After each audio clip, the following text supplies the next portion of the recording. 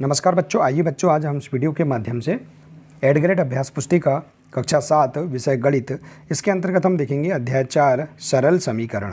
देखिए इसमें दिया है प्रश्न पहला।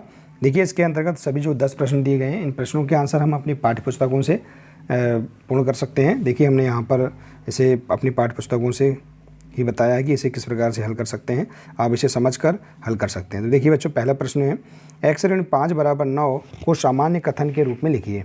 तो देखिए इसे हम इस प्रकार से लिख सकते हैं कथन के रूप में। आप इसका आंसर देख सकते हैं गणित की पाठ्यपुस्तक कक्षा 7 की पृष्ठ क्रमांक 88 में।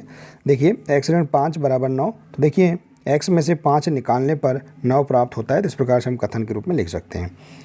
इसके बाद देखिए अगला है इसी में दूसरा प्रश्न है एक संख्या x की चौथाई ऋण 4 आपको 4 देता है के लिए समीकरण बनाइए। देखिए एक संख्या x की चौथाई है। देखिए x की चौथाई अर्थात x बटे 4, इसमें से 4 आपको देता है। देखिए तो यहाँ 4 देता है अर्थात घटा देंगे, बराबर हमें 4 ऋण आपको 4 देता है। तो देखिए इसमें से 4 घटाने पर हमें 4 प्राप्त होता है। तो समीकरण इस प्रकार से बन जाएगा x बटे 4 ऋण 4 बराबर 4। ठीक है बच्चों, आइए इसी प्रकार से देखते हैं अगला प्रश्न। वह संख्या ज्ञात कीजिए जिसके 8 गुने में 4 जोड़ने पर 60 प्राप्त होता है। देखिए 8 गुने में, तो माना हुआ संख्या x है, उसके 8 गुने में, तो देखिए 8x धन 4 जोड़ने पर धन 4 जोड़ देंगे, बराबर कितना प्राप्त होगा, 60 प्राप्त होगा। तो वह संख्या ज्ञात करना है। तो हम इसे आगे हल करेंगे।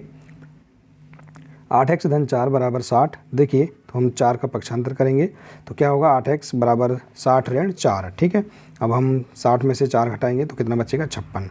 अब देखिए x को हम x का मान ज्ञात करेंगे तो 8 का पक्षांतर करेंगे तो 56 बटे 8। ठीक है, तो क्या आ जाएगा, 8 का मान 8 7 56, तो x बराबर क्या आएगा, 7। ठीक है, तो वह संख्या क्या होगी, 7 होगी। ठीक है बच्चों, इसके बाद अगला प्रश्न है x बराबर 2 से प्रारंभ करते हुए 3 समीकरण बनाइए। देखिए x बराबर 2, तो देखिए हम यहाँ पर हमें x बराबर 2 प्राप्त होना चाहिए। देखिए सब में, तो हम इस प्रकार से मान बता सकते हैं जैसे 5x बराबर 10। देखिए तो x बराबर क्या आएगा, हम यदि इसका पक्षांतर करते हैं तो 10 बटे 5 अर्थात x बराबर 2। इसी प्रकार से 3x धन 4 बराबर 10। हम यदि 4 का इधर पक्षांतर करेंगे तो कितना बचेगा, यहाँ पर 10 में से 4 गया तो 6 बचेगा और 3 का भाग दे देंगे तो कितना आएगा, x बराबर 2। तो इस प्रकार से भी आप यहाँ पर इनको भी आप देख सकते हैं। 5x धन 10 और 5x ऋण 2 बराबर 8। इसको आगे हल करके भी आप देख सकते हैं कि x बराबर हमें 2 प्राप्त हो रहा है कि नहीं। तो इस प्रकार से आप 3 समीकरण बता सकते हैं। ठीक है बच्चों, आइए इसी प्रकार से देखते हैं अगला प्रश्न है 3m ऋण 14 बराबर 4 को हल कीजिए। देखिए आप इसे हल कर सकते हैं इस प्रकार से, 3m ऋण 14 बराबर 4। तो देखिए 14 को हम इसको पक्षांतर करेंगे तो माइनस में है तो क्या हो जाएगा, प्लस में हो जाएगा। तो 4 धन 14। ठीक है, तो 3m बराबर 14 में 4 जोड़ेंगे तो 18 हो जाएगा। तो m बराबर इस 3 का पक्षांतर करेंगे तो गुणा में है तो भाग में चला जाएगा, तो 18 बटे 3, 3 एकम 3, 3 छिंग 18, तो m बराबर क्या होगा, 6 होगा। ठीक है, तो इस प्रकार से आप m का मान ज्ञात कर सकते हैं। इसके बाद देखिए अगला प्रश्न है, प्रश्न 6वां है 5 बटे 2x बराबर 10 को हल कीजिए। देखिए इसे हल कर सकते हैं। इस प्रश्न की समझ के लिए आप पृष्ठ क्रमांक 98 देख सकते हैं। तो 5 बटे 2x बराबर 10, तो x बराबर क्या हो जाएगा, देखिए 5 बटे 2 को हम पक्षांतर करेंगे तो 2 बटे 5 हो जाएगा। ठीक है, तो देखिए इस प्रकार से 5 एकम 5, 5 दूनी 10, तो 2 गुणा 2 बराबर 2 दूनी 4, तो x बराबर क्या होगा, 4 होगा। ठीक है, इसके बाद देखिए अगला प्रश्न है किसी संख्या के 3 गुने और 11 का योग 32 है, वह संख्या ज्ञात कीजिए। माना कि वह संख्या x है, अब इसके 3 गुने, देखिए प्रश्न के अनुसार करेंगे हम। तो किसी संख्या के 3 गुने और 11 का योग, देखिए 3 गुना अर्थात 3x धन 11 बराबर कितना है, 32 है। तो हम इसे आगे हल करेंगे तो संख्या हमें प्राप्त हो जाएगी। देखिए अब हम 11 का पक्षांतर करेंगे तो क्या हो जाएगा, 3x बराबर 32 ऋण 11, तो 3x बराबर 21। ठीक है, तो x बराबर क्या हो जाएगा, 21 बटे 3 अर्थात 3 एकम 3, 3 7 21, तो x बराबर क्या होगा, 7। ठीक है, इस प्रकार से हमें संख्या प्राप्त हो जाएगी 7। इसके बाद देखिए अगला दिया है प्रश्न 8वां, किसी समद्विबाहु बाहु त्रिभुज में आधार कोण बराबर होते हैं, तो शीर्ष कोण 40 अंश का है, तो इस त्रिभुज के आधार पर कोण क्या है। तो देखिए इस प्रश्न की समझ के लिए आप पृष्ठ क्रमांक 100 देख सकते हैं। माना कि त्रिभुज के दोनों आधार को x हैं, हम x अंश मान लेते हैं। हम जानते हैं कि त्रिभुज के तीनों अंतःकोणों का योग 180 अंश होता है, अतः x धन 40 बराबर 180 अंश। ठीक है, यहाँ शीर्ष कोण दिया हुआ है, तो अब देखिए हम उसके त्रिभुज के कोण ज्ञात करेंगे। तो क्या आ जाएगा, x और x 2x धन 40 बराबर 180। तो हम 40 का पक्षांतर कर देंगे तो कितना आ जाएगा, देखिए 2x बराबर 180 अंश ऋण 40 अंश। तो 2x बराबर हम 180 में से 40 घटाएंगे तो कितना बचेगा, 140 बचेगा। ठीक है, अब हम इसका पक्षांतर करेंगे तो x बराबर क्या होगा, 140/2। ठीक है, 2 एकम 2, 2 सत्ते 14, तो यहाँ कितना आ जाएगा, x बराबर 70 आ जाएगा। ठीक है बच्चों, आइए इसी प्रकार से देखते हैं अगला प्रश्न। अगला प्रश्न दिया है, रीमा के पिताजी की आयु 49 वर्ष है, उनकी आयु रीमा के आयु के 3 गुने से 4 वर्ष अधिक है।